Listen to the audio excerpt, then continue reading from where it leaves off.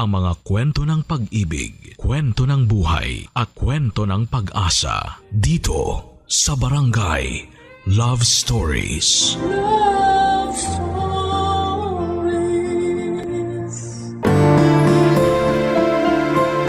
Ang hirap ng buhay ay isang topic na marami sa atin ang nakaka-relate.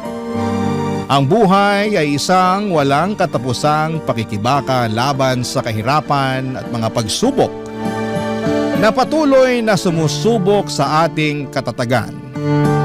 Ikaw, ano ang kaya mong gawin para malabanan ang hirap ng buhay?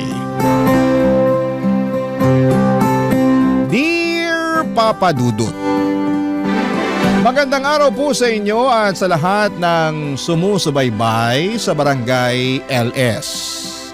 Ang inyong programa ay ang kasama ko sa pang-araw-araw. Tuwing nagluluto, naglalaba, naglilinis, at kahit sa mga simpleng gawain ay kasangga ko po ang Barangay LS.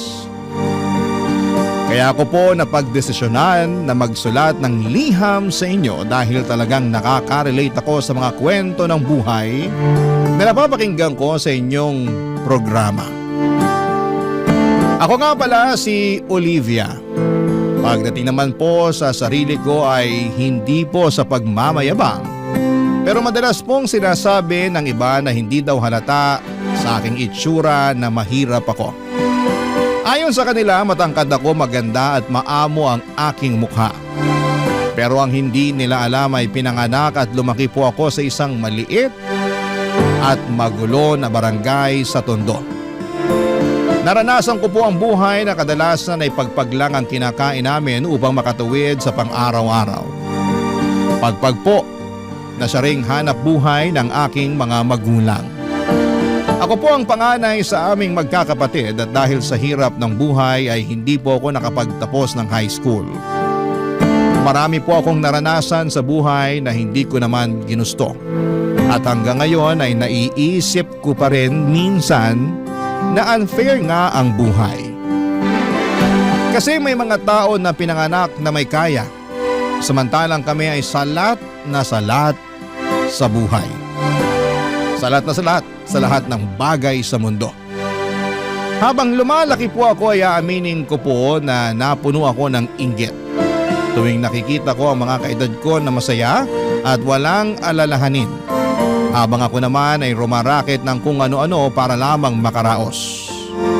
Isa po sa mga racket ko ay ang pakikipagunahan sa paghahanap ng pagpag sa madaling araw. Pati na rin ang pag-iipon ng plastik at bote at pagtanggap ng mga labada. Lahat po ng ito ay para lamang makaramdam ng kahit kaunting ginhawa sa buhay. Kaya po sobrang naaawa ko sa mga kapatid ko na parang nagiging tulad ko na rin. Nangangalakal para lamang makatawid. Minsan po ay naiisip ko kung ano ba ang kasalanan namin upang maranasan ang ganitong klase ng buhay. Pero kahit na ganoon ay hindi po ako tumigil sa pagharap sa mga hamon ng buhay. Hindi po sumagi sa isipan ko na maghanap ng regular na trabaho dahil wala po akong sapat na edukasyon. At hindi ko rin po kasi nakakamta ng tiwala sa sarili. Pero nagbago po ang lahat ng kinausap ako ng aming kapitbahay na nagtatrabaho sa isang restaurant. Sinabi po niya na naghahanap sila ng mga waitresses at gusto niya raw akong tulungan. Doon po ako nagkaroon ng lakas ng loob na subukan at sa kabutihang palad ay natanggap po ako bilang isang waitress. Ngunit habang nagtatrabaho po ako doon ay mas lalo kong naramdaman ang kawalan ng hustisya. Bakit kahit na anong sipag at overtime ko ay parang hindi ko pa rin nararamdaman na umaangat ang buhay ko. Kaya ang tanging bagay na ipinagpapasalamat ko na lamang po ay ang wala akong anak. Sa mga panahong yon ay naiisip ko po na kung sakaling mag-aasawa ko balang araw ay gusto ko na lamang po na may kaya sa buhay ang makakasama ko. Kasi sa dami ng mga pinagdaanan at feeling ko ay deserve ko na rin ang mabigyan ng marangya at magandang buhay. Pero nagbago po ang lahat nang unti-unti akong kinausap ng aming restaurant manager na si Miguel. Alam ko po na hindi ganun kayaman si Miguel, pero sa mga oras na nagkakaroon kami ng pagkakataon na mag-usap, ang pakiramdam ko po ay parang nawawala ang lahat ng bigat sa buhay ko. Pero ni minsan po ay hindi ako naglihim kay Miguel. Sinabi ko sa kanya ang kagustuhan ko na makabingwit ng mas mayamang lalaki para makaangat sa buhay. Pero hindi ito naging sapat para tigilan niya ako sa kanyang pagpapakyut. Nang sinabi po sa akin ni Miguel na gusto niya akong ligawan, sobrang saya ko po. Pero nalilito din po ako. Kasi aaminin ko po na mahal ko siya pero pinipigilan ako ng kagustuhan ko na umangat sa buhay, Papa Dudut.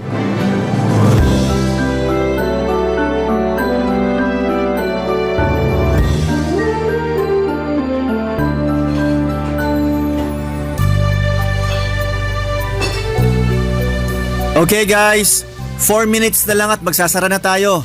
Linisin nyo na ang mga kailangan linisin para makauwi na tayo. Olivia, sandali lang. Pwede ba kitang makausap? Oo naman sir, ano pong kailangan nyo? Ano ka ba? Sinabi ko na naman sa'yo na tigil-tigilan mo nang kakatawag sa akin ng sir. Miguel na lang. Pero boss kita eh. Nakakailang naman kung Miguel ang itatawag ko sa'yo dito, 'di ba? Baka mamaya sabihin pa ng iba nating kasama dito na pinapaboran mo ko. Kung yan ang gusto mo, sige, ikaw bahala. Pero Olivia, may itatanong sana ako sa'yo. Ano naman yon? Kailan mo ba ako sasagutin? Ha? Nagpapatawa ka ba? Olivia, 8 months na ako nanliligaw sa'yo. Ano? Nililigawan mo pala ako? Hindi sa nanunumbat ako pero palagi kitang niyayaya na sabayan ako mag-lunch. Tapos paminsan-minsan sabay pa tayong nagko-commute pa uwi. Tapos nililibre rin kita. Sandali lang. Nililigawan mo pala ako sa lagay na yan? Paano ba dapat? Sir, Miguel, aaminin ko na magaan ang loob ko sa'yo. Hindi ko naalala ang mga problema ko tuwing kinakausap mo ko at mas nagaganahan ako magtrabaho dahil sa'yo. Pero hindi na naman sikreto sa'yo yung priority ko sa buhay, di ba? Alin dun? Yung makapangasawa ka ng mayamang lalaki? Olivia naman, hindi lahat ng bagay ay nabibili ng pera. Madali lang para sa'yong sabihin yan kasi hindi mo naman naranasan yung nararanasan ko eh. Sawang-sawa na ako sa buhay ng isang kahig, isang tuka. Yung tipong kahit anong kayod ko, hindi pa rin ako umaasenso. Wala rin naman ako magagawa kasi hindi naman ako nakapagtapos ng pag-aaral. Tapos karamihan pa ng trabaho dito sa Pilipinas, naghahanap ng college graduate o di kaya college level. Sobrang swerte ko na lang talaga at nakapasok pa ako dito sa restaurant. Hindi naman mahalaga sa akin ang estado mo sa buhay eh. Kung bibigyan mo lang ako ng pagkakataon, pareho nating pagsisikapan ang mga gusto nating makamit sa buhay. Sasamahan at dadamayan kita sa hirap at ginhawa. Yun na nga eh, ayoko na ng hirap. Kota na ako dyan. Olivia, pinapangako ko sa'yo na hinding-hindi mo pagsisisihan kung sasagutin mo lang ako. Hayaan mo naman na ipakita ko sa'yo kung gaano ka kahalaga sa akin. Alam mo, ikaw ang kulit mo rin, no? Sa totoo lang, napakalaking achievement para sa akin tong ginagawa ko ngayon. Hindi madali sa akin na sabihin ko sa'yo ng diretsahan ang tunay na nararamdaman ko para sa'yo. Pero teka lang, ang hindi ko lang talaga kasi mag-get sa'yo, kung paano mo ko nakukuhang ligawan, alam mo naman na napaka-ambitious ako at yung kagustuhan ko na makakuha ng lalaki na ibibigay sa akin lahat-lahat, diba? Bakit? Paano ka nakakasiguro na hindi ko kayang ibigay sa iyo ang lahat? Hindi nga ako kasing yaman ng mga lalaking matagal mo nang inaasam. Pero isa lang ang masisiguro ko sa iyo. At yun ay ang iparamdam sa iyo araw-araw na mahal kita. Di ko na nga lang alam kung manhid ka o nagtatanga-tangahan ka lang. Tanga na kung tanga, pero wala eh.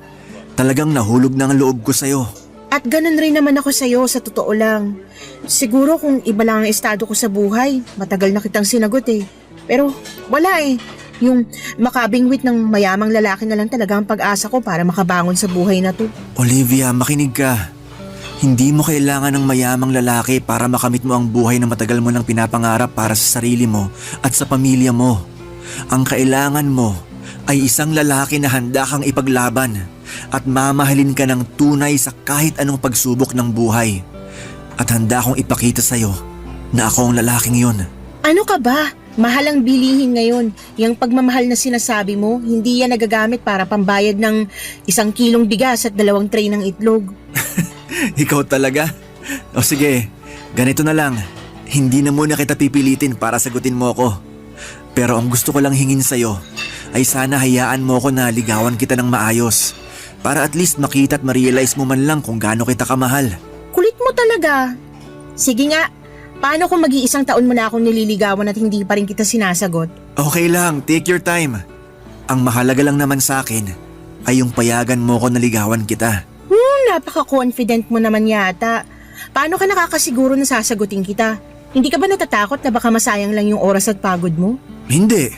Kasi nagbabaka sakali ako na kapag nakita mo na kung gaano ka kahalaga sa akin, baka magbago ng isip mo at mawala na yung kagustuhan mo na makabingwit ng mayamang lalaki. Kaya, sige na. Please? Ang kulit mo naman.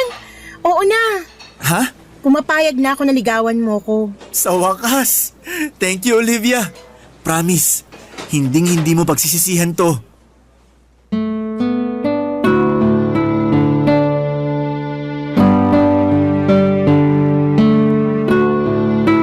Sobrang kulit ni Miguel noong araw na yon, Papa Dudut. Ewan ko ba sa kanya, harap-harapan ko na ngang sinabi sa kanya na gusto kong mag-asawa ng mayamang lalaki pero hindi pa rin niya ako tinantanan. Siguro'y nagbabaka sakali siya na habang nililigawan niya ako ay magbabago ang isip ko. At hindi siya nagkamali kasi pagkatapos ng 6 months na panliligaw ay sinagot ko na siya. Ewan ko ba? Parang iba talaga ang damdamin kapag puso na ang usapan. Kasi palaging kinokontra ng puso ang mga plano ng utak mo. Pero kahit na ganoon, Papa Dudut, ay hindi ko pinagsisihan ang desisyon ko na sagutin si Miguel. Kasi tinupad niya lahat ng pangako niya sa akin. Naramdaman ko talaga na mahal niya ako. Oo, hindi nga ganon kayaman si Miguel. Pero kahit na hindi siya mayaman ay hindi niya ako pinabayaan. Binibigyan niya ako ng pera kapag kailangan ko at kahit kami na, pakiramdam ko ay parang nililigawan niya pa rin ako. Ang sabi ko nga sa sarili ko noon na sobrang swerte ng kahit sinong babae na magkakaroon ng boyfriend na katulad ni Miguel. At sa mga panahong yon ay nasa akin ang swerte. Pagkatapos kong sagutin si Miguel ay nag-live-in kami. Si Miguel ay umuupa siya ng maliit na studio type apartment at aaminin ko. Kahit maliit lang yon. Malaking upgrade na yon kumpara sa bahay namin sa Tondo na butas-butas at baka matitibag na sa susunod na bagyo. Pero kahit na ganoon, naging masaya kami ni Miguel. Nagtulungan kami sa trabaho, siya bilang manager at ako bilang waitress. Akala ko ay yun na yung kapalaran ko habang buhay, pero nagbago ang lahat noong tinawagan ako ng pinsan ko na taga La Union. Bihira lang kasi siyang pumunta ng Maynila at noong dumating siya dito, ako agad ang naisip niyang tawagan. Sabi pa niya, ililibre daw niya ako basta samahan ko lamang siya, kaya syempre game na game ako. Nagpaalam ako kay Miguel at pumayag naman siya na mag-night out kami ng pinsan ko. Pero nung gabi na yon, habang nag-iikot kami ay naisipan ng pinsan ko na pumunta sa bar.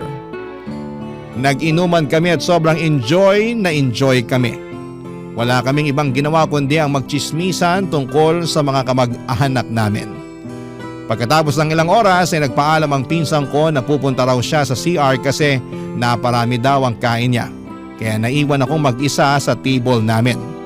At nung umalis ang pinsan ko ay doon ko na nakilala si Rick, Papa Dudut.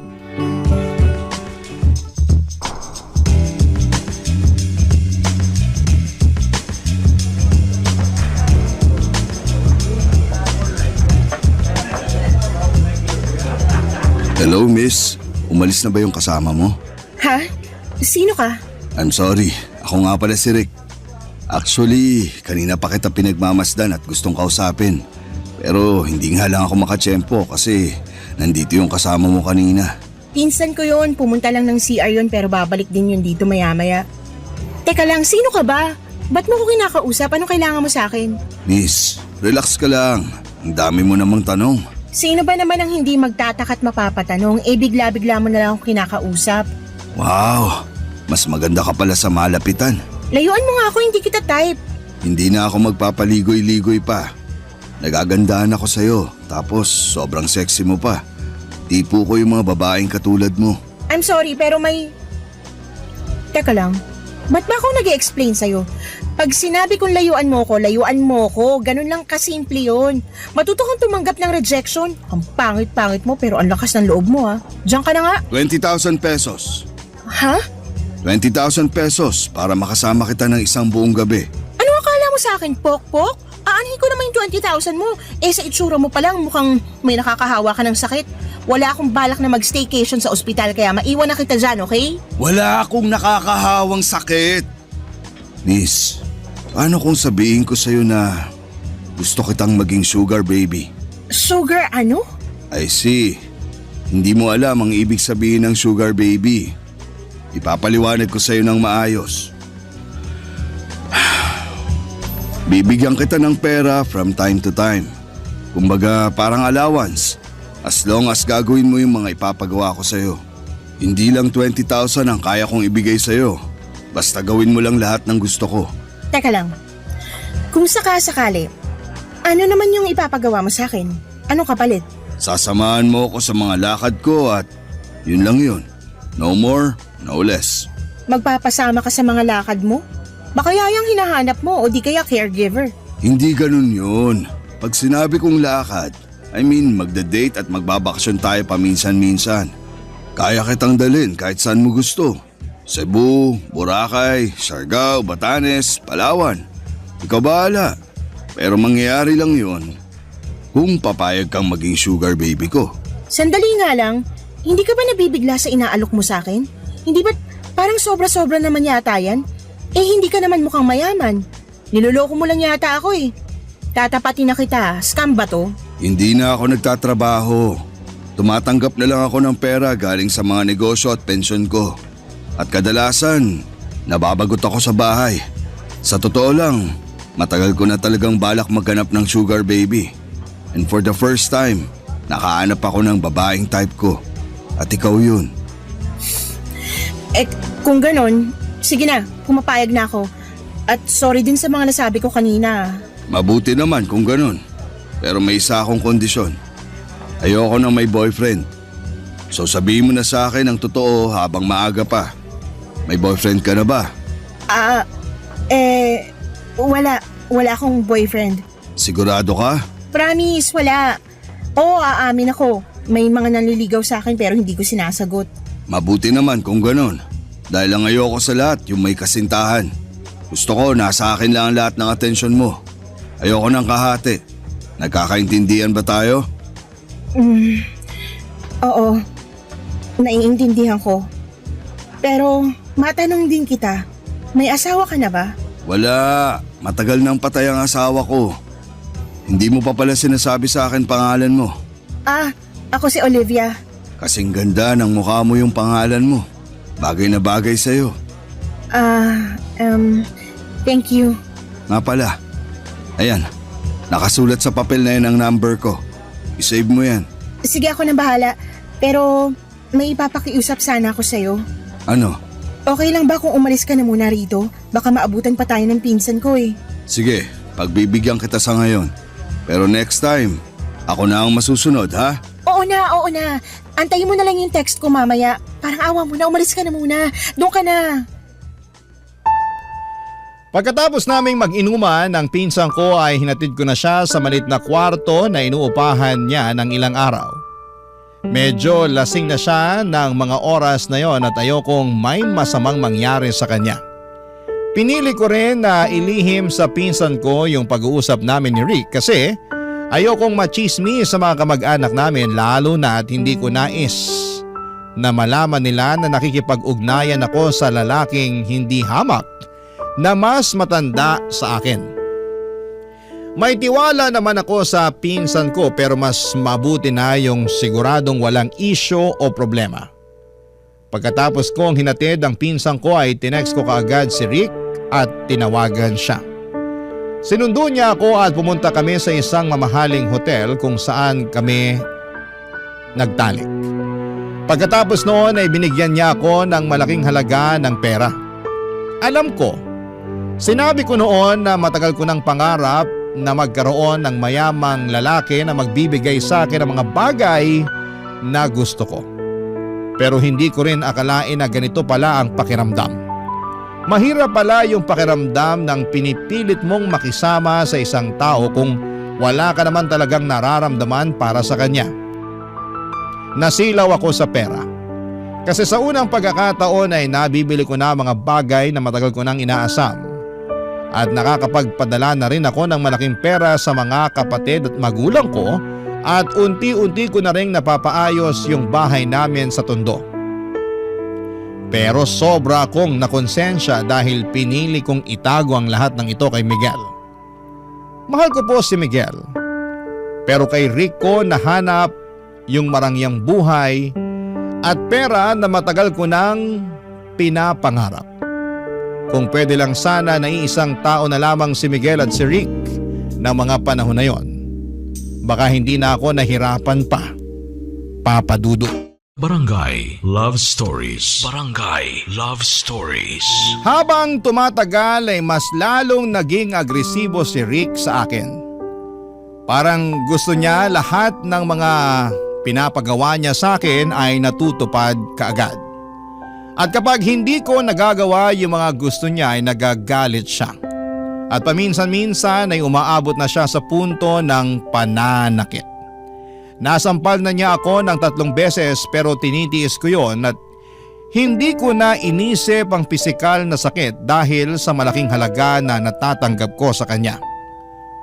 Wala pong kaalam-alam si Miguel na patuloy ko pa ring pinagsasabay ang pagiging jowa niya at pagiging sugar baby ko kay Rick. Ang hirap na hatiin ang sarili ko sa 2 tao. Si Miguel mabait pa rin siya sa akin as usual at habang tumatagal ay mas lalo akong nahuhulog sa kanya. Wala akong problema sa kanya at talagang ramdam ko ang pagmamahal niya sa akin. Pero itong si Rick, siya yung sobrang nakakainis na at nakakasakal. Para bang hindi ko na siya kayang respetuhin dahil sa ugali niyang hindi na maipaliwanag. Mayaman nga siya pero mabilis magalit. Sa totoo lang, yung gwapo lang sa kanya ay yung wallet niya lang. Yung mukha at ugali niya parehong pangit. Pero sa kabila ng lahat ng yon ay pinagtiisan ko siya dahil nagagawa ko ang mga bagay na gusto kong gawin ng dahil sa perang ibinibigay niya.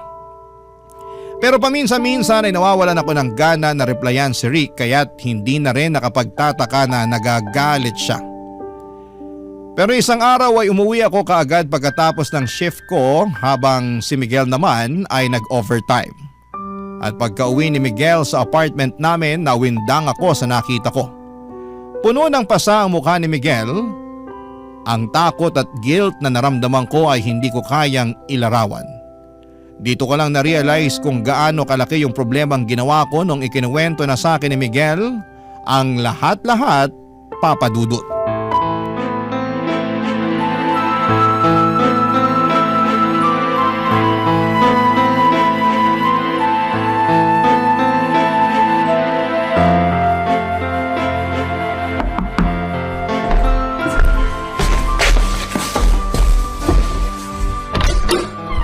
Babe! Diyos ko! Na paano yung mukha mo? Sino may gawa nito sa'yo, ha? Olivia, sabihin mo nga sa akin ang totoo. May iba ka pa bang kinakasama? Wala! Ano ka ba? Bakit mo naman naitanong yan? Inabangan ako ng lalaking nakakotse at pinabugbog niya ako sa tauhan niya. Pinagbantaan niya ako na layuan na raw kita dahil kung hindi, papatayin daw niya ako. Diyos ko! Magsalita ka, Olivia! May alam ka ba tungkol sa nangyari sa akin? Miguel, babe, I'm so sorry. Pero, Magsalita ka! babe, I'm sorry. May sugar daddy ako. Ano? Pero hindi ko lubos akalain na masasaktan ka niya. Babe, maniwala ka. Wala akong alam sa ginawa niya sa'yo. Pinagtaksilan mo ako? Nagpakababa ka para lang makuha mo yung mga luhong matagal mo nang inaasam-asam? Grabe ka naman, Miguel. Ang sakit mo naman magsalita. Tapatin mo nga ako? Minahal mo ba talaga ako? Mahal mo ba talaga ako? Oo, mahal kita, Miguel. Kung Kung ganun, paano mo nagawa sa akin to? Kulang pa ba yung sakripisyong binibigay ko sa'yo? Kulang pa ba yung pagmamahal ko para sa'yo, ha? Wala akong nilihim sa'yo simulat sa pool, Miguel. Matagal mo nang alam yung kagustuhan kong umasenso man lang sa buhay. Oo, alam ko! Alam na alam ko yan! Kaya nga ako nasasaktan eh! Kasi umasa ako na balang araw, magiging sapatin sa'yo ang pagmamahal na binibigay ko. Ano bang kulang sa akin, Olivia, ha? May nagawa ba akong kasalanan sa'yo para saktan mo ako ng ganito? Wala! Alam kong mahal mo ko at nararamdaman ko yun. Pero sa tingin ko panahon na siguro para Para ano? maghiwalay tayo. Miguel, baka tuluyan ka na niya pag nalaman niya na hindi pa kita hinihiwalayan. Ano? Hindi. Olivia, babe, huwag mo akong hiwalayan, please lang. Makinig ka sa akin, ha? Puputulin mo na ang ugnayan mo sa lalaking yun at magpapakalayo na tayo. Yung kapatid ko na nagtatrabaho sa Cebu, pwede niya tayong tulungan. Doon tayo magsisimula ng panibagong buhay. Pero Miguel, Ano, Olivia? Bakit hindi ka makasagot, ha? Miguel, ayoko na bumalik sa buhay na sobrang salat. Ayoko na bumalik sa buhay kung saan kailangan ko pang mga lakal para lang mabili ko lahat ng mga pangangailangan ko. Olivia, matagal ka nang nakatakas sa ganong klaseng buhay. Matagal nang tapos yon. May maayos ka na trabaho ngayon at nandito na ako para tulungan ka. At isa pa, hindi naman kita pinahihirapan, ah. Pero kulang, Miguel. Kulang na kulang eh. Sa tingin mo ba, sapat na yung sinasahod mo bilang manager ng restaurant at yung sinasahod ko bilang waitress? Miguel, kahit pagsama-samahin pa natin yung sinasahod natin, hindi nun matutumbasan ang pera na binibigay sa akin ni Rick. Nagmamakaawa ko sa'yo. Hiwalayan mo na ang lalaking yun. Kung nagawa niya akong ipabugbog, hindi malayong gawin niya rin to sa'yo. Olivia, aanhin mo naman yung pera niya. Kung araw-araw naman nanganganib yung buhay mo sa mga kamay ng hayop na yun. Sa totoo lang, mas pipiliin ko na lang na mamatay ako sa mga kamay niya kaysa mamatay ako sa gutom. Olivia naman, kayang-kaya kitang buhayin. At ilang beses ko na yan napatunayan sa'yo, di ba? Oo nga, tama ka. Pero paano yung pamilya ko, ha? Kaya mo bang buhayin ang mga kapatid ko? Sa akin sila umaasa, Miguel. Bala ko na i-enroll sila sa susunod na pasukan dahil gusto ko na makapagtapos sila sa pag-aaral. Ayoko na matulad sila sa akin na hindi man lang nakapagtapos ng high school at mangyayari lang yun kung patuloy kong pakikisamahan si Rick. Eh, di tutulungan kita. Magtutulungan tayo, Olivia. Pero pakiusap lang. Hiwalayan mo na ang demonyong yon. Paano mo ko matutulungan, Miguel? Yung sahod mo nga binabudget mo pa kasi natatakot ka na baka maubos agad. Aasenso rin tayo. Wala ka bang tiwala sa akin? Nagpapakapagod naman ako sa trabaho para mas lalong lumago ang savings natin, ah. Pero baka uugod-ugod na tayo sa panahong lumago yung savings mo. Mahal kita. Pero ayoko na ng ganitong klaseng buhay, Miguel. Olivia, kung nagbabala ka na hiwalayan ako, please wag. Maawa ka naman sa akin. Gagawin ko ang lahat. Wag mo na akong hiwalayan. Parang awa mo na. Kahit sobra akong nasaktan sa ginawa mo, hindi pa rin kita kayang iwan. Mahal na mahal kita, Olivia. Pagkatapos ng sinabing yon ni Miguel ay hindi ko na siya nasagot. At dali-dali akong lumabas upang tawagan si Rick. Dito ko nakumpirma ang lahat. Napag-alaman ko na nagngingit-ngit sa galit si Rick tuwing hindi ko siya nire-replyan kaagad. Kaya't inalam niya kung saan ako nagtatrabaho. Kasabay noon ay nalaman niya na si Miguel ang boyfriend ko at pareho kami ng pinagtatrabahuhan na restaurant. Hindi sinabi ni Rick kung paano niya nalaman pero malakas ang kutob ko na sa Facebook niya nakuha ang lahat ng yon. Kinilabutan ako sa mga nangyari dahil hindi ko akalain na aabot si Rick sa puntong halos patayin na niya si Miguel, Papa Dudut. Sa totoo lang, sobra akong nag-guilty sa mga nangyaring yon. Mahal ko pa rin si Miguel pero hindi ko kayang bitawan ang marangyang buhay na ibinibigay sa akin ni Rick.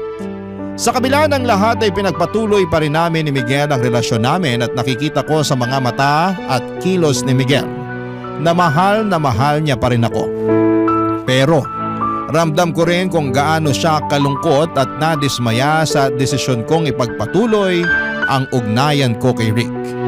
Bumili siya ng mga gamit na pang self-defense para sa aming dalawa, tulad ng pepper spray at taser.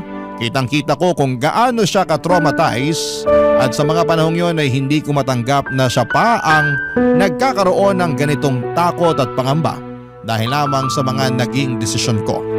At sa takot ko na baka balikan ni Rick si Miguel ay nagsinungaling ako at sinabi ko kay Rick na hindi na ako makikipagkita kay Miguel at mukhang naniwala naman siya. Para makabawi ako kay Miguel ay binilhan ko siya ng mga paborito niyang gamit, mga bagay na sa tingin ko ay magpapasaya sa kanya kahit papaano. Pero hindi niya tinanggap ang mga ito, siguro dahil alam niya na pera ni Rick ang pinambili ko dito. Patuloy pa rin siya sa pagkumbinsi sa akin na sumama sa kanya sa Cebu para makapag-umpisa kaming muli at makalimutan naming pareho ang lahat ng mga nangyari. Pero nag-alinlangan ako na pumunta ng Cebu kasi kahit mahal ko si Miguel, ay naibibigay naman ni Rick sa akin lahat ng gusto ko dito sa Maynila. At hindi ko alam noon ay may isa pang mangyayaring mas mahirap at mas masakit pa kesa sa lahat ng ito.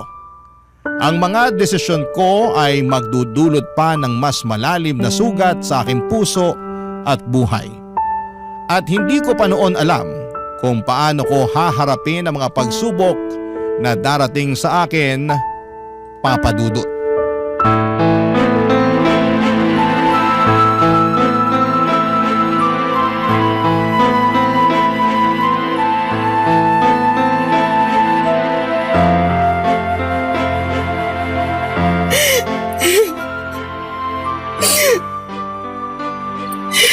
Olivia, babe, bakit ka umiiyak? Sinaktan ka ba ng hayop na Rick na yon? Sabihin mo lang sa akin at hindi na ako magdadalawang isip na sugurin siya. Oo, aaminin ko na takot ako sa kanya kasi mayaman siya at pwedeng-pwede niya ako ipatumba kung gugustuhin niya. Pero hindi na ngayon. Kaya ko gawin ang lahat para sa iyo, babe. Hindi na ako magpapasindak sa kanya. Hindi ganun yun. Kung ganon, ba't ka umiiyak, ha? Tingnan mo tong pregnancy test. Buntis ako. Teka lang, paano naman mangyayari yun eh? Palagi naman tayong gumagamit ng proteksyon. Olivia, hindi. Hindi! Hindi! Sabihin mo sa akin na hindi totoo yan! Miguel, babe, I'm sorry. Pero kasalanan to ni Rick eh. Nagagalit siya at sinasaktan niya ako kapag hindi ko sinusunod yung gusto niya tuwing nagtatalik kami sa kama. Olivia naman! I'm sorry. I'm so sorry. Babe, makinig ka sa akin. Itutuloy na natin to. Pupunta na tayo ng Cebu sa Makalawa. Doon na tayo magsisimula ng bagong buhay kasama ang batang yan. Ako ang tatayong ama niya, naintindihan mo? Hindi ako makakapahayag na lumaki ang batang yan sa piling ng tatay niyang hayop. Kinausap ko na ang kapatid ko at handa siyang tumulong para makapagsimula tayo ulit. Miguel, anong alam natin sa pagpapalaki ng bata? Hindi natin kakayanin to. Paano natin bubuhayin ang batang to? Malulubog lang tayo sa utang. So ano gusto mong gawin? Ipaako sa Rick na yon ang batang yan? May kaya si Rick. Kayang-kaya niyang buhayin ang batang to. At isa pa, kahargo at responsibilidad niya rin ang batang to. Mabibigyan niya ang anak ko ng buhay na kahit kailan, hindi natin mabibigay sa kanya. Teka lang, bakit nararamdaman ko na parang gusto mo nang sumama sa lalaking yon, ha? Miguel, kung hindi lang dahil sa batang to, hindi kita iiwan eh. Olivia, hindi. Huwag mong gawin sa akin to. Babe, ilang beses ko ba ipapaalala sa'yo na hiwalayin mo na ang lalaking yun? Hindi mo ba nakikita na unti-unti niya nang sinisira ang buhay mo? Hindi ka nga namumulubi pero hawak ka naman sa leeg ng lalaking yun. Napapaigot ka na niya sa mga palad niya. Gagawin ko lahat para sa anak ko, Miguel. Ayokong lumaki ang anak ko sa hirap. Pero babe, sasaktan ka lang ng lalaking yun. Matagal ko nang tinitiis ang pakikipagkita mo sa lalaking yun dahil mahal na mahal kita. Pero hindi naman pwede na habang buhay tayo ganito. Na habang buhay ka magpapakaalila sa hayop na yun. Magkaroon ka man lang sana ng konting respeto para sa sarili mo, Olivia. Alam ko kung anong ginagawa ko, hindi ako tanga. Alam ko kung anong nakukuha ko kay Rick, okay? Ano? Pera! magandang buhay para sa pamilya ko at respeto ng mga tao na dati akong tinatapak-tapakan dahil walang-wala kami. Respeto? Oo, Miguel, respeto. Respeto sa'yo? O sa pera mo? Alam mo, Miguel, kung ikaw gusto mo maging mahirap habang buhay, gawin mo. Magiging masaya pa ako para sa'yo at hindi kita pipigilan. Pero eto lang ang ipapaalala ko sa'yo, ha. Wala kang karapatang husgahan ako kung gusto kong yumaman. Oo, Olivia. Hindi nga ako kasing yaman ni Rick. Pero kahit kailan, hindi ko ibebenta ang pagkatao ko. Ang kapal ng mukha mo. Alam mo kung anong problema mo? Hindi mo na alam ang ibig sabihin ng totoong pagmamahal. Dahil puro pera na lang ang nasa utak mo. Tapatin mo nga ako, Olivia. Totoong masaya ka ba talaga, ha? Oo, masaya ako. Mayaman na ako. Nabibili ko na lahat ng gusto ko. Pero hindi nabibili ang tunay na pagmamahal. Ang pagmamahal na patuloy mong binabaliwala dahil lang sa ambisyon mo na magkaroon ng limpak-limpak na pera. Sino bang may sabi sa'yo na gusto ko ng pagmamahal? Buwisit na buhay to. Alam ng Diyos na ginawa ko ang lahat para sa'yo, Olivia. Kailan pa ba ako magiging sapat sa'yo, ha? Ano ba talagang gusto mo mangyari? Hindi ko na alam. Ewan ko. Naguguluhan na ako. Pwes ako alam ko. Dahil mahal na mahal kita. Olivia, babe. Sumama ka na sa akin papuntang Cebu. Please lang. Nagmamakaawa ko sa'yo. Gawin mo to para sa akin. Para sa sarili mo. At para sa magiging anak natin. Handa akong ituring ang batang yan na parang anak ko na rin. Basta sumama ka na lang sa akin, please. Miguel, kung hindi ako lalayo, patuloy lang kitang mamahalin. At alam ko na masasaktan lang ako, masasaktan lang tayo. Kasi wala sa'yo yung buhay na gusto kong makamit eh. Olivia. Wala nang patutunguhan to. Tigilan na natin to, Miguel. Aalis na kami ng anak ko bukas ng umaga. Buo ng desisyon ko at wala ka nang magagawa doon. Papadudot aminin ko po na sobra kong nasaktan sa naging desisyon ko na hiwalayan si Miguel. At kahit na mahal ko siya sa palagay ko, ang dahilan kung bakit natiis ko at nagawa ko pa rin siyang iwanan ay dahil sa trauma. Yung trauma na mula sa pagkabata, sobrang kapos ako at hirap na hirap sa buhay. Yung trauma na kapag wala kang pera ay lalait-laitin ka at tatapak-tapakan ka ng mga tao ng paulit-ulit. Yung trauma na palagi mong ipinagdarasal na sana ay hindi tumirik ang mga mata mo sa gutom. Na sana kahit papaano ay may makain ka. Yung trauma na hindi ka na nandidiri sa pagpag dahil eto na ang nakasanayan mong kainin. Oo, minahal ko si Miguel ngunit hindi ako nakontento sa buhay bilang waitress. Hindi naging sapat ang pagmamahal niya para makontento ako sa kinakalagyan ko. Siguro kung naging kasing yaman lang ni Miguel si Rick ay hindi ko na siya nagawang hiwalayan pa. Pero wala eh. Hindi sapat ang kinikita ni Miguel bilang manager ng isang restaurant para mabigyan ako ng maginhawang buhay. At ako naman ay pagod na sa pagiging silbidora. Kung sakali man na sasama ko kay Miguel papunta ng Cebu ay ganon pa rin ang mangyayari. Kakailanganin ko pa rin na magtrabaho para lamang matustusan ang pang-araw-araw namin lalo na ngayon na may anak na ako. Siguro po noong gabing hiniwalayan ko siya ay sobra akong nataranta dahil napag-alaman kong buntis ako. Sobrang daming tanong ang bumabagabag sa isipan ko ng mga panahong yon. Ang paulit-ulit na tumatakbo sa isip ko noong mga panahong yon ay kung paano ko mabibigyan ng magandang buhay ang magiging anak ko. Ang nasa isip ko lang noon ay bahala na kung saktan ako ni Rick. Basta maging maayos lang ang buhay ng anak ko. Ayokong ipalaglag ang bata at mas lalong ayoko na mabuhay siya na nakakaranas ng hirap na naranasan ko. Ayoko siyang lumaking salat sa buhay. Yan po ang naging dahilan kung bakit nagawa kong iwan si Miguel. Noong madaling araw po ay tahimik ako lumabas ng apartment ni Miguel, dala ang isang malaking maleta at tinawagan ko si Rick. Sinabi sa akin ni Rick na may kondo siya sa Taguig at doon ko raw siya i-meet. Nang mga oras na yon ay hindi na ako nagdalawang isip pa. naglaho ako na parang bula sa buhay ni Miguel. Pinanindigan ko na ang desisyon kong tuluyan na siyang iwanan at sumama kay Rick. Sa mga sandaling yon ay hindi ko alam kung ano ang magiging kinabukasan ko. Ngunit isang bagay lang ang sigurado ako. Gagawin ko po ang lahat para sa magiging anak ko, Papa Dudut. Barangay Love Stories. Barangay Love Stories. Pinatuloy ako ni Rick sa kondo niya sa Taguig at doon ko sinabi sa kanya na buntis ako at kailangan ko ng magandang lugar na matutuluyan. Nakita ko sa mga mata ni Rick kung gaano siya kasaya sa mga sinabi ko sa kanya. Hindi ko maiwasang mapansin na parang isang malaking bigat ang nawala sa kanya. Buong akala ko ay magagalit siya na buntis ako pero hindi at mas lalo pa siyang natuwa. Nang mga panahong yon ay hindi ako nagsisi sa desisyon kong iwanan si Miguel.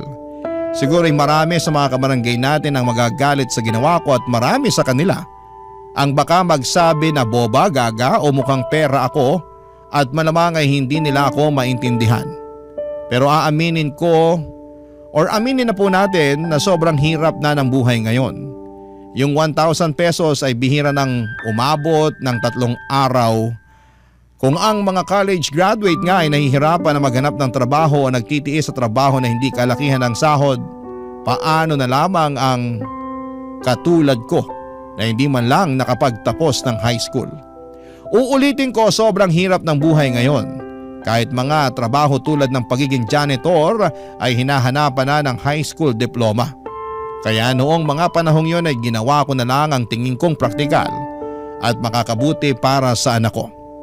Gusto ko lang na mabigyan siya na maginhawang buhay at hindi ko ginusto na mabuo ang anak ko pero andito na to. At kahit kailan ay hindi sumagi sa isipan ko ang ipalaglag siya. Ang tanging magagawa ko na lamang ay ang magsakripisyo para sa kabutihan ng anak ko. At ang sakripisyong yon ay ang tuluyan ng iwanan si Miguel para kay Rick. Nang gabing yon nang pumunta ako sa kondo ni Rick sa Taguig ay halos hindi na kami nakatulog dahil pinag-uusapan na namin ang mga susunod na hakbang sa buhay namin. Tinutok namin ang mga plano para sa hinaharap lalo na ngayon at dala-dala ko na ang anak namin ni Rick. Ibinahagi ni Rick ang kanyang mga plano para sa amin at sa anak ko at naramdaman ko na parang tunay talaga siya na nagmamalasakit sa pagbubuntis ko. Na parang ang bawat usapan namin ay nagiging isang hakbang patungo sa mas magandang kinabukasan. Nang mga panahong yon, araw-araw kong ipinagdarasal na sana'y ituring na ako ni Rick hindi lang bilang isang sugar baby, kundi bilang isang tunay na asawa dahil na rin sa magiging anak namin. Kasi kahit papaano ay gusto ko naman na magkaroon ng happy family ang bata. Oo, aaminin ko na di hamak na mas gwapo si Miguel kay Rick pero ewan ko ba, Papa Dudut. Habang tumatagal ay nawala na ako ng pakialam sa itsura ni Rick. Ang nagagawa nga naman ng pera. May kakaibang epekto ito sa tao. Sa puntong hindi mo na alam kung ano ang totoo at kung ano ang tama.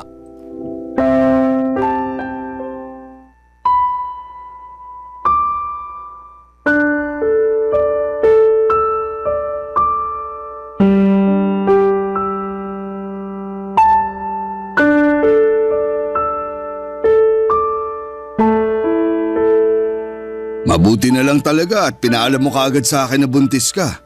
Oo, at alam ko rin naman na mabibigyan mo ng magandang kinabukasan tong batang to eh. Exactly. Kaya tama lang ang desisyon mo na lapitan ako. Alam mo, sa totoo lang, hindi ko talaga inaasahan na mabubuo tong bata na to. Pero wala na akong magagawa kaya sana tulungan mo ko. Hindi ko kaya palakihin ang batang to na mag-isa. Makakaasa ka, Olivia. Hindi ko kayo pababayaan.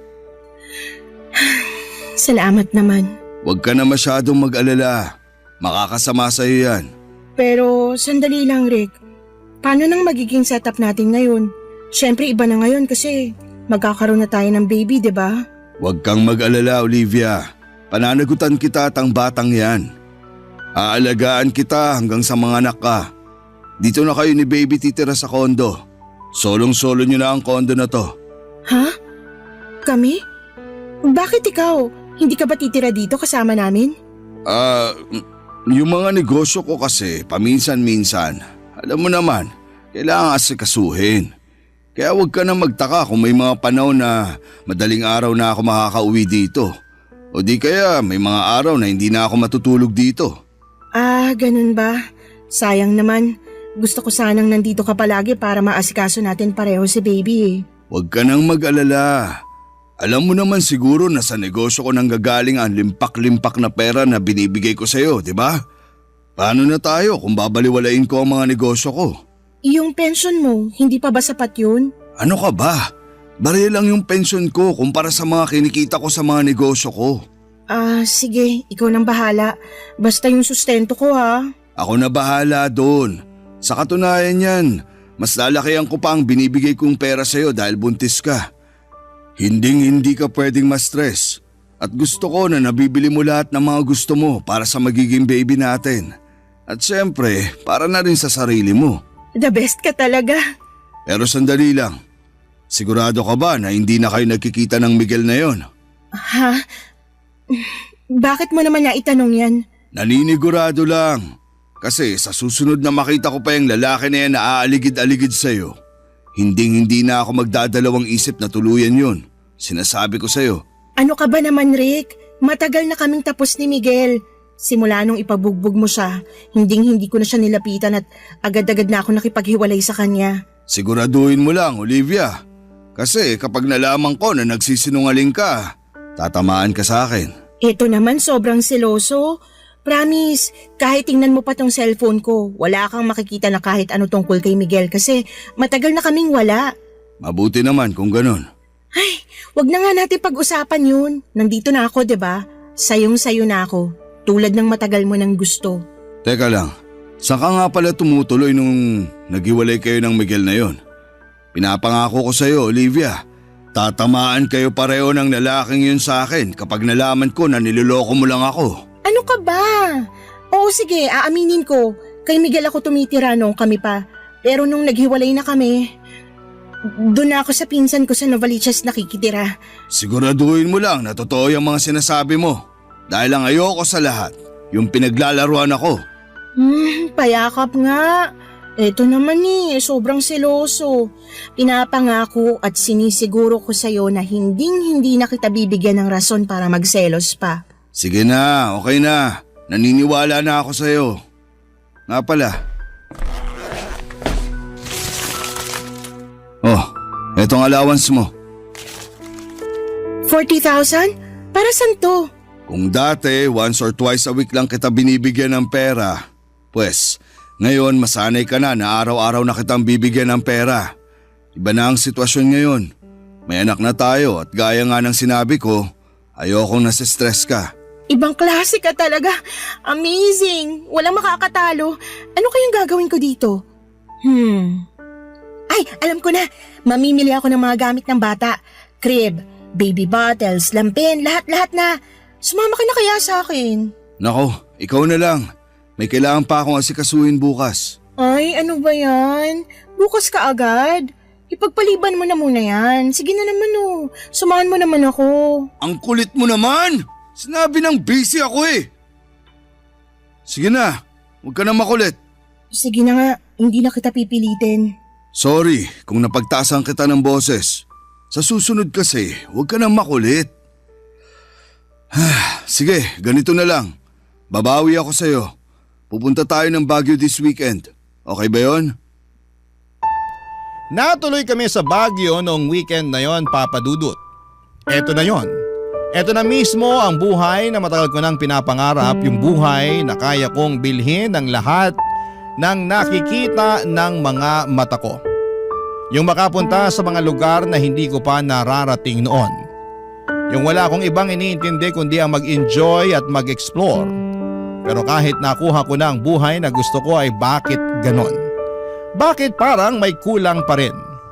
Sa totoo lang, dapat ay masaya ako dahil hindi ko na kailangang mag-alala tungkol sa pagbubuntis ko. Kasi sa wakas ay maibibigay ko na sa anak ko ang lahat ng gusto at pangangailangan niya. Pero sa kabila ng lahat ng ito ay para bang may isang malaking bagay na kulang pa rin. Siguro nga dahil magkaibang ang pakikitungo sa akin ni Miguel kumpara kay Rick. Noong nagtatrabaho pa ako bilang waitress, palagi akong inaasikaso ni Miguel. Siya pa yung nagluluto ng almusal namin at siya rin ang naglilinis ng bahay para hindi na ako mapagod. Samantalang si Rick ay palaging wala sa kondo at ang ginagawa lang niya ay ang magbigay sa akin ng pera.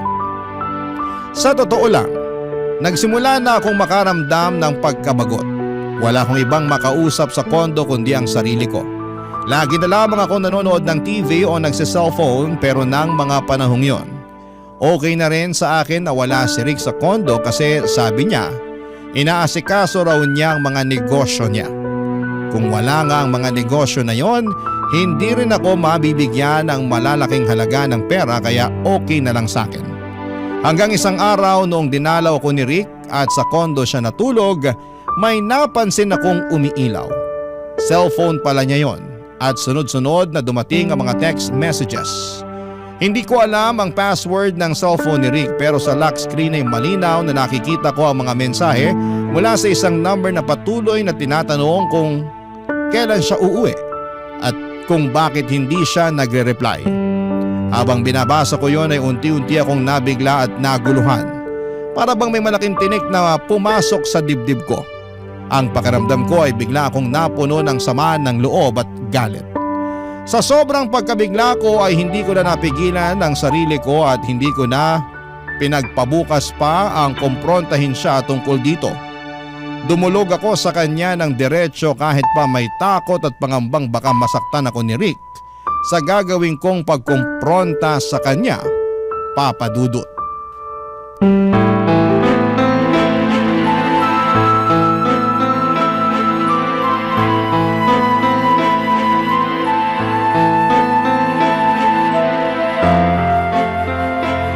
Rick! Walang iya ka! Gumising ka! Ano to ha? Bumangon ka dyan! Sagutin mo ako! Ano to? Olivia, Sino ano to? ba? Sagot! Natutulog yung tao eh. Sagutin mo ako! Sino to naghahanap sa'yo? Ba't tinatanong nito kung kailan ka uuwi? Ano bang pinagsasasabi mo dyan, ha? Ang kapal ng mukha mo para magmaang-maangan! Hayop ka! Hoy, ba't mo binato ang cellphone ko, ha? Kung sa'yo ko kaya ibato yan nang matigil ka. Diyos ko, kaya pala palagi kang wala dito sa kondo. Hindi negosyong inaatupag mo, kundi ang paghahanap mo ng sugar baby. Hindi ka na nagbago. Ilan na ba kaming sugar baby mo, ha? 3, 5, 8? Huwag kang gumawa ng kwento. Wala akong sugar baby. Anong wala? Kitang-kita ko sa cellphone mo lahat ng kailangan kong malaman, Rick. Oo, siguro nga wala akong karapatan na magalit na ganito kasi bayaran mo lang naman ako simulat sa pool pa lang, di ba? Pero iba ng sitwasyon ngayon. May anak na tayo at pinangako mo sa akin na ibibigay mo sa amin ang buong pagmamahal at atensyon mo. Sinungaling ka! Taksil! Sobrang kati mo nga naman talaga. Matandang hukluban. Laitin mo pa ako ng isang beses. Sisiguraduhin ko na sa kalsada ka na pupulutin. Hayop ka! Sana hindi na ako nagpabunti sa'yo. Manahimik ka! Tumigil ka na sa kakadada mo! Buisit ka! Salot!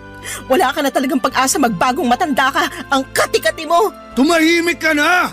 Asawa ko yung nakita mo nagte-text sa akin. Anong sinabi mo? Wala sana akong balak sabihin to sa'yo ngayon pero wala na akong magagawa kasi nagwawala ka na. Anong kailangan ko malaman, Rick? Sabihin mo sa akin. Ano? Matagal nang baog ang asawa ko at pareho kaming naghahanap ng anak. Ano ibig mo sabihin? Sinadya ko talaga na buntisin ka noon dahil matagal ko ng plano na kunin niyang bata sa'yo pagkapanganak mo. Hindi. Ayoko. Hindi mo makukuha sa akin ang bata. Hayop ka. Niloko mo ako. Pinlano mong lahat ng to. Wala kang kasing sama. Hoy Olivia, pareho lang tayo. Ginamit mo lang rin ako dahil sa pera ko. Wala tayong pinagkaiba. Wala akong pakialam. Hindi mo makukuha sa akin ang bata. At saan mo palalaki ng batang yan, ha? Sa squatters kasama ng mga iba pang pulubi. Anong ipapakain mo dyan? Asin at toyo? Ikaw na mismo nagsabi sa akin noon na hindi mo kayang palakihin ang bata na yan ng mag-isa, di ba? So anong gusto mo mangyari? Lumaki ang anak ko na ibang babaeng kinikilala niyang nanay? Asawa ko naman ang kikilalanin niyang nanay eh. Hindi ko pa sana sasabihin sa'yo to eh. Pero andito na to, kaya dediretsuhin na kita. Willing akong magbayad ng malaking halaga. Basta ipaampon mo lang sa akin ang bata pagkapanganak mo. Ano? Hindi. Hindi ako makakapayag. Alam ba ng asawa mo tong mga pinagagagawa mo, ha? Wala siyang alam at hindi niya na kailangang malaman pa. Paano kung sabihin ko sa asawa mo tungkol sa atin, ha? Ang kapal ng mukha mo para lokohin ako ng ganito? Sige, gawin mo. Pag nalaman ng asawa ko ang tungkol sa atin, masisira ka rin. Ibubunyag ko sa lahat na ikaw ang naging kabit ko. At kapag nagdemanda siya, madadamay ka. Kung gusto mong sirain niyang buhay mo, sige, gawin mo. Magsumbong ka. Ang kapal ng mukha mo para magalit nung natuklasan mo yung tungkol sa amin ni Miguel. Sinabi mo sa akin noon na wala kang asawa. 500,000. Ano? Ipaubaya mo na yung anak mo sa amin ng asawa ko pagkapanganak mo. At bibigyan kita ng kalahating milyon. Hindi. Ang kapal ng mukha mo. Ayoko. Manigas kang hayop ka. Kaya ko pang dagdagan yan kung gusto mo. Ako ang tunay na ama ng batang yan. At handa ako magbayad ng malaking halaga para mapasamin siya. Alam mo, awang-awa ako. Hindi sa'yo kundi sa asawa mo. Hindi niya alam na may asawa siyang manloloko at maduming maglaro. Kasing dumi ng pagmumukha mo. Ang totoo niyan, matagal na ako nang didiri sa'yo eh. Duming-dumi ako sa sarili ko tuwing hinahalikan mo ko. Pinakisamahan lang kita ng dahil sa pera mo. Eh di inamin mo rin. Inamin mo rin na wala tayong pinagkaiba. Kaya sige na, pumayag ka na. Ibigay mo na sa akin yung batang yan pagkapanganak mo. Manigas ka! Wag na wag mo akong susundan. Maghanap ka ng ibang lolokohin mo. Nagmukha lang akong matapang ng gabing yon, Papa Dudut, pero ang totoo niyan ay sobra akong natakot kaya dali-dali akong umalis. Malakas din ang loob ko noon kasi alam kong hindi makakapag-iskandalo si Rick. Maraming tao sa kondo na yon at kung gusto ko ay pwede ko siyang ipakaladkad sa mga guard sa ibaba kung may gagawin siyang masama sa akin, Papa Dudut. Pagkatapos noong araw na yon ay hindi na ako nagparamdam kay Rick. Tinapon ko yung SIM card ko at bumili ako ng bago. Gaya ng sinabi ko ay hindi ko inaasahan na magkakaroon ako ng anak kay Rick. Pero habang unti-unti ko nang nararamdaman, ang bata sa tiyan ko ay parang unti-unti na rin siyang napamahal sa akin. Kaya naman sobrang gulat at galit ko noong nalaman kong may asawa na pala si Rick at may balak pa siyang kunin sa akin ang bata pagkatapos kong manganak. Mabuti na lamang at natuklasan ko ang lihim ni Rick kasi kung hindi ay baka kung ano pa ang nangyari sa akin at sa anak ko. Hindi ko kakayanin na malayo sa anak ko. Bumalik ako sa bahay namin sa Tondo at mabuti na lamang talaga at hindi ko sinabi kay Rick yung tungkol sa bahay namin noon. Kasi kung hindi baka nasundan na niya ako noon. Nagulat sila mama, papa at mga kapatid ko noong sinabi ko sa kanila na buntis ako. Ikinuwento ko sa kanila lahat ng pinagdaanan ko at sobrang naaawa sila sa akin at tinanggap pa rin nila ako. Ngayon ay nagtatrabaho na ako bilang cashier sa isang maliit na grocery store na malapit lang sa bahay namin. Pinapaaral ko na rin ang mga kapatid ko at dalawa sa kanila ay nasa high school na at yung dalawa naman ay senior high na. Opo, aaminin ko na naging mahirap. Pero mabuti na lang at mabait yung boss ko dahil pinapahiram niya ako ng pera paminsan-minsan. Sina nanay naman po ay tumigil na sa pagtitinda ng pagpagat sa awa ng Diyos. May maliit na sila na karinderya at pinagtutulungan na lang namin yung pambayad at tuition fee ng mga kapatid ko. Sa ngayon ay ako po ay isang single mom at may 5 taong gulang na baby boy. Sobrang cute niya at halatang hindi nagmana sa tatay.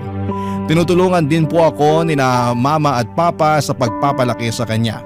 Kahit wala na sa akin ang buhay na puno ng luho o di hamak na mas masaya at mas may peace of mind naman ako sa ngayon. Napag-alaman ko din na isang news article na nasangkot si Rick sa isang networking scam at nakulong. Napaisip nga din po ako na baka yung perang binibigay niya sa akin noon ay hindi galing sa negosyo kung hindi ay galing sa networking scam. Pero wala na akong balak alamin dahil ayoko na maging parte ng buhay ni Rick. At wala rin po akong balak na ipakilala sa kanya ang anak ko. Tungkol naman po kay Miguel ay naisipan ko siyang i-stalk sa Facebook at napag-alaman ko na nasa Cebu na siya sa ngayon na tumitira at nagpakasal na siya sa girlfriend niya last year. Naiiyak ako ng sobra noong nalaman ko yon. Ang napagdesisyonan ko na lamang ay i-block siya sa Facebook kasi punong-puno ako ng panghihinayang at pagsisisi tuwing nakikita ko siya sa cellphone ko. Sa ngayon ay nagbabalak na ako mag-enroll at maging working student sa susunod na pasukan. Susubukan kong makapagtapos man lang ng high school dahil napagtanto kong mahalaga ang edukasyon upang magkaroon ng magandang buhay na hindi umaasa sa iba. Marami po akong pinagsisihan sa mga naging desisyon ko hanggang ngayon.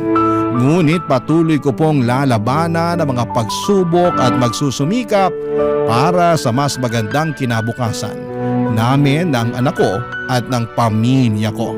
Nais ko po sanang magpasalamat sa pagbibigay ninyo ng opportunity na maibahagi ko sa inyo ang kwento ng buhay ko. Patuloy niyo po akong magiging number 1 na supporter. Maraming salamat po sa inyo, Papa Dudut, ang inyong forever kapuso at kabarangay, Olivia. Barangay Love Stories. Barangay Love Stories. Kwentuhan naman tayo dito sa comment section. Nagustuhan ng iyong napakinggan? Ituloy yan via live stream sa www.gmanetwork.com/radio.